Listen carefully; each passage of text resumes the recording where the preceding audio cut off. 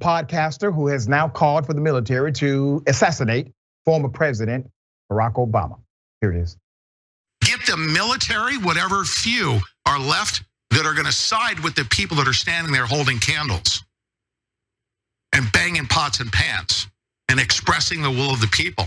That you military personnel and you people with guns and badges and law enforcement will succumb to the will of the people. And ultimately, we absolutely demand that the criminals in this country, if you want them held accountable, the criminals are Barack Obama, Eric Holder, Susan Rice, all this entire criminal cabal that came about as a result of the murder of John F. Kennedy. The people that perpetrated the murder of John F. Kennedy, rise up to that.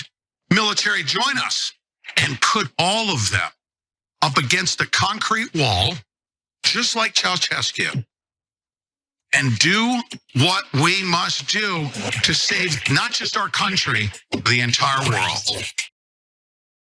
You see, there's more. Let's put up the picture full mass. All right, so I'm going to give you some background. So right-wing podcaster named Pete Santilli recently argued that the US military should assassinate former President Barack Obama, along with Black people who were part of his administration. After former President Donald Trump took to his Truth Social platform on March 18th to call for protests against what he said will be his arrest on Tuesday, March 21st. Podcaster Pete Santilli, he took the order seriously. So he called on members of the military to execute Obama. He also called for the deaths of former Attorney General Eric Holder and former National Security Advisor Susan Rice. According to federal law, it is illegal for someone to issue a threat against an acting president or his second in command. It is also illegal for someone to knowingly and willingly threaten to kill, kidnap, or inflict bodily harm upon a former president. Many on Twitter believed his remarks are provocative enough to have him arrested on federal charges. I agree. Such a position would not be unfamiliar to Santilli. He was sentenced in 2018 to time served and probation for his role in the 2016 Mueller National Wildlife Refuge occupation in Oregon.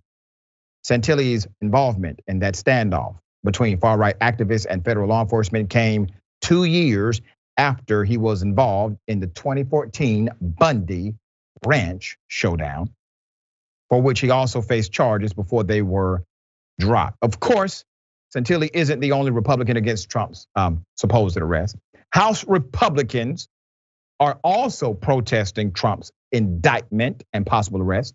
Republican chairman of the House Judiciary Oversight and Administration Committees sent a letter to the Manhattan DA's office saying the indictment is rooted in baseless accusations.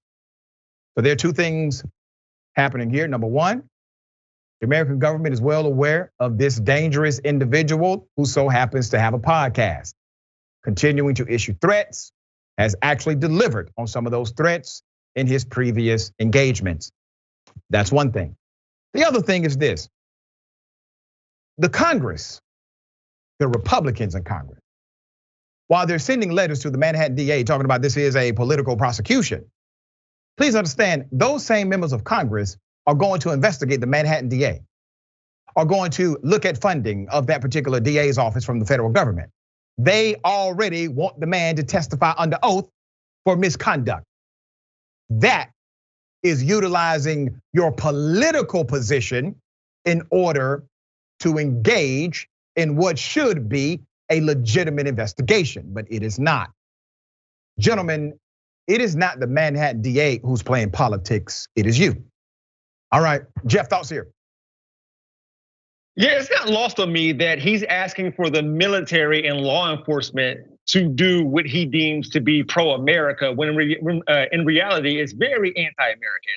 And oh my gosh, so he's just gonna forget about the crimes of one former president and pretend like another former president is actually committing crime. Ooh, boy, this is America right here. I mean, my word, they went crazy because Obama wore a tan shirt and asked for some brown mustard.